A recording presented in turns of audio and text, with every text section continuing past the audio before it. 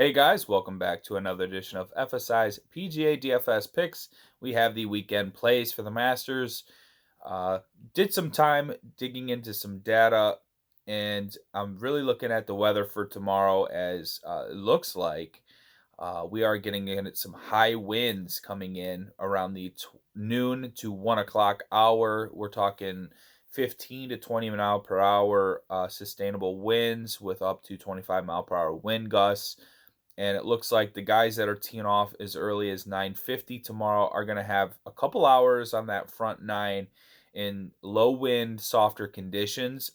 And that's kind of what I'm targeting for Showdown round three.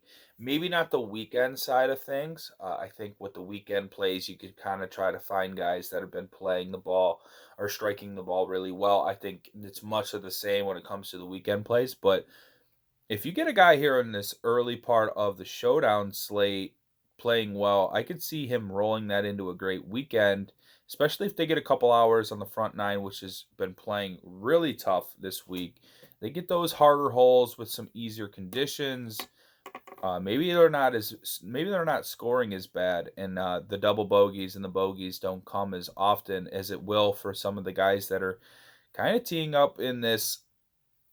I would say from like there's the guys that are teeing up around the 11:30 to the 1 o'clock hour. The guys that are teeing up in that time frame are teeing it in the worst conditions, are going to be playing through those worst conditions much of their round.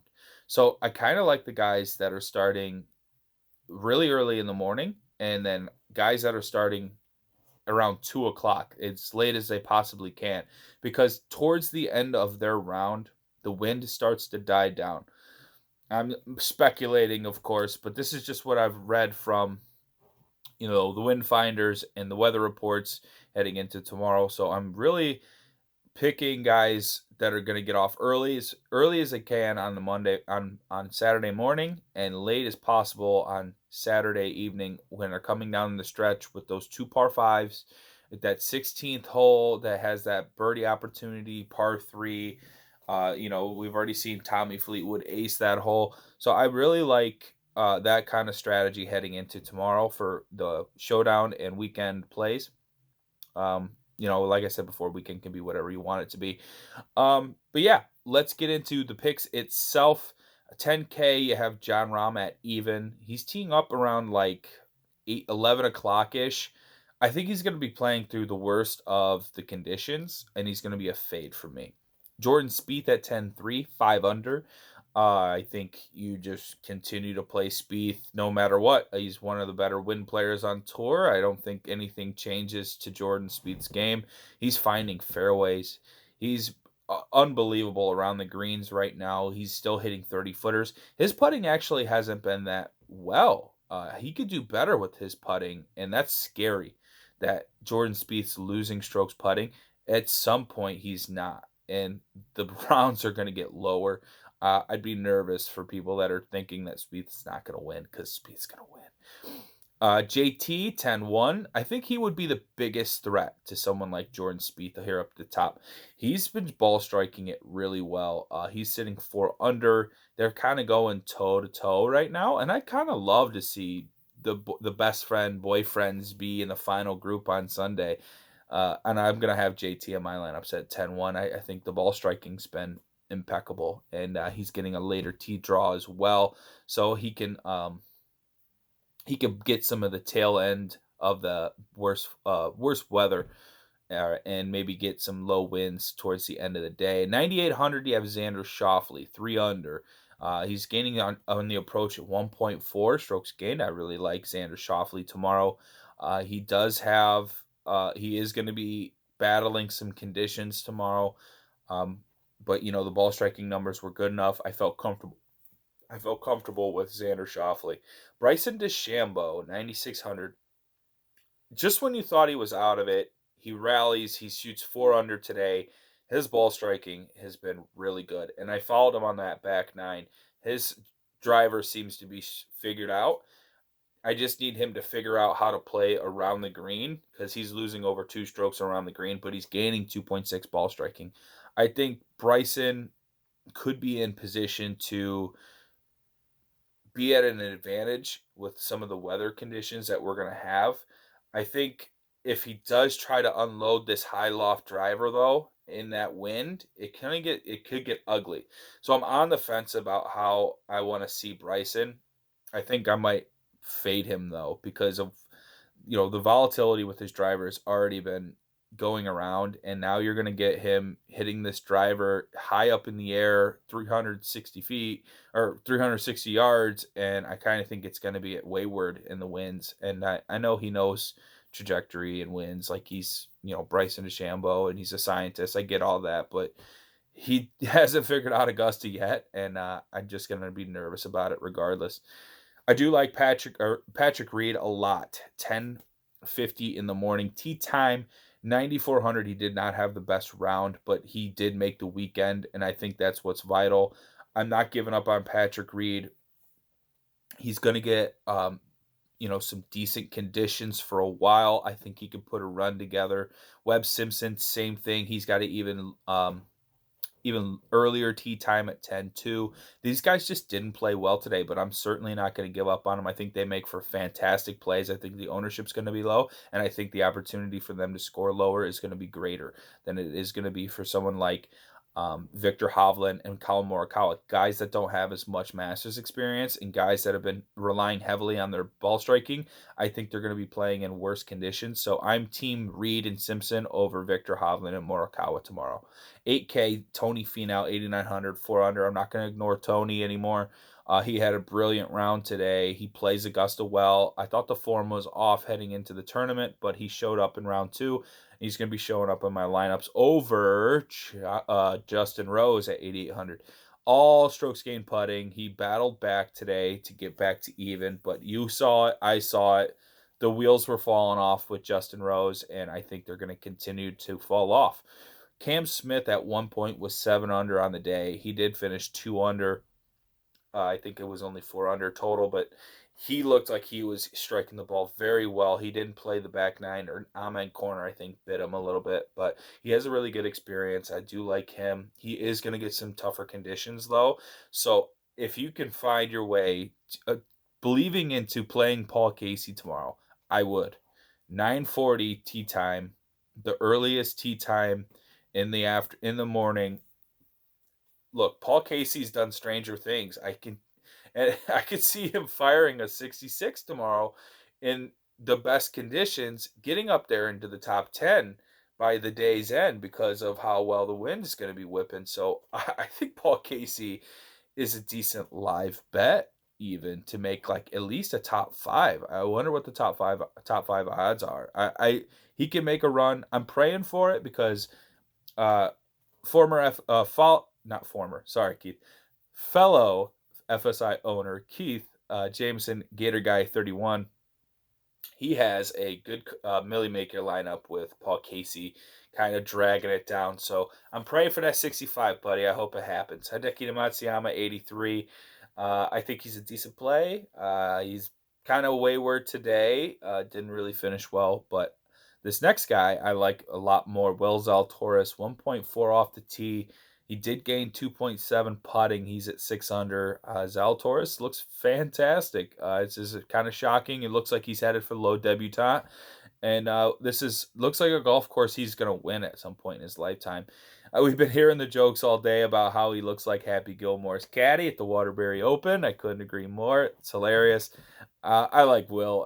I'm cheering for him. I hope he does well. He's going to be in my lineups. Terrell Hatton, another guy, starting early in the morning. I think he's going to get a decent look at some birdie opportunities. But this is his first weekend at the Masters, so I wonder how that's going to spell for him.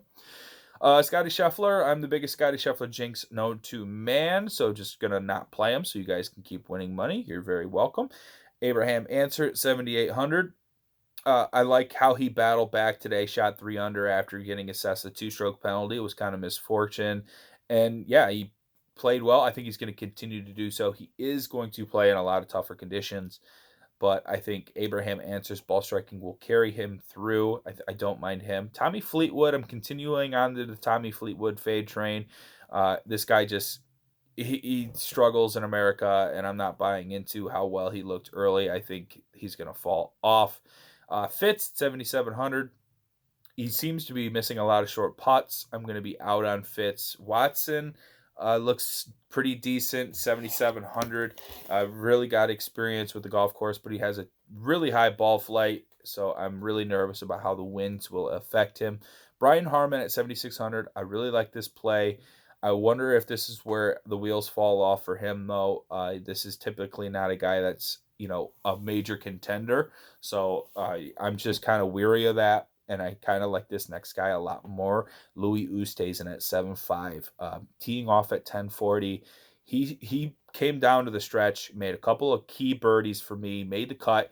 He was the guy that got me with my 6 of 6 lineups after Max Homa blew it. Louis came through. He made the cut. I got some 6 of 6 because of him. So I really am cheering for him to go low. So I have the opportunity to cash in on some good JT and Spieth lineups with Louis Oosthuizen. Joaquin Niemann at 74, 10:30 tee time. I really like him. He battled back so hard today on the back nine. I think he nailed it, making the cut. He had like 4 birdies in a row or something. I really like Louis and Neiman as sleepers tomorrow in low ownership. But the next guy, Siwoo Kim, I don't care where he's teeing off tomorrow. 4.7 off the tee, or ball striking and off the tee, or yeah, ball striking. And then 4.0 on the approach. Siwoo snapped his putter, not snapped, but crunched his putter on 15. And I didn't understand it. I think it's because he didn't get close enough, but he was still in a decent opportunity to, make a putt, but he broke his putter and he had to finish out the round with a 3-wood. But I'm sure he'll come in tomorrow with an actual putter and not the 3-wood. Who knows? Hopefully it's not the 3-wood tomorrow. I would be kind of tilted if I rostered him, knowing that he's running around with a 3-wood for a putter just because of spite. So let's hope that doesn't happen. I'll be laughing if it does, but I love Siwoo Kim. I got him in every kind of good GPP lineup as well, so I need him to continue to play well. Corey Connors, 7,300, 2.3 on the approach. Just nothing surprising me about his game. I like Louis, Neiman, Kim, Connors. Those are my favorite in the 7K range. Those 4 are going to be in the majority of my lineups tomorrow. Other than that, I think Ryan Palmer is a good play. I have nothing with Leishman in Classic. I'm ultra tilted about how well he's playing. I have to acknowledge it. Shot 5 under today. Looks like the ball striking's fantastic, and I don't know. I think he's a great play. Play Leishman. If you're listening to me, he's a good play. I'm not going to play him because I hate Mark Leishman. I hate his guts. This guy's never done a thing to me in my life other than just miscuts after miscuts. And now he just shows up at the Masters with no form and he's just rubbing it in my face. So, kind of like Scotty Scheffler. I'm not going to play Scotty Scheffler. I'm not going to play Mark Leishman. I just won't click their names. So you should. I'll click Palmer instead. A Cam Champ really showing up today with the 4 under round, I believe. Looked very good. I got no qualms with that play as well. I'm skeptical. I don't know how much is going to continue. I'm not sure. Matt Jones, 7K. I've been playing him in Classic, round 1, round 2. He just continues to put up good numbers on DraftKings, and I'm going to ride that out. 6K Bernd Wiesberger at 6,700. What is going to happen with round 3 and 4? Not anything that happened in round 2. I have no faith in Wiesberger. I'd rather play Bobby Mack at 6,500. I know he's making bogeys, but he's also making a ton of birdies on the course. He's still priced under the 7K range. He's still a good play because of it. Michael Thompson's playing really well at 6,500 as well. And I think that could be 2 decent plays off of maybe Wiesberger chalk. And then Stuart Sink at 6,400. The old man playing really well. 6,100 on Classic. Absolutely nailed this pick. I wish I had way more of it than I do. But yeah, Stuart Sink in some really good 6 of 6 lineups. So hopefully he carries out his form leading into round 3 and 4 and surprises everyone into the top 5 or top 10. And that will do it for the weekend plays for the Masters for FSI PGA picks. I am your host, TK Nation 47 on Twitter. You can follow the FSI Twitter handle at FSI_DFS. You can find the link to the Discord channel in the bio. You can get to the core projections and you can get my favorite players into the play pool, but pretty much giving you my player pool every video if you're following along and you're listening all the way through. But yeah, if you guys want to chat golf, I'm in the lobby, chatting it up with the guys, talking about the rounds, and it's been fun. Let's hope for a great Sunday finish. But you will hear from me once more time come tomorrow to talk Sunday. But I'm really looking forward to it already. I just want to get Saturday over with. I feel like I've never said that before in my life, but I do. Anyway, guys, thank you again, and have fun.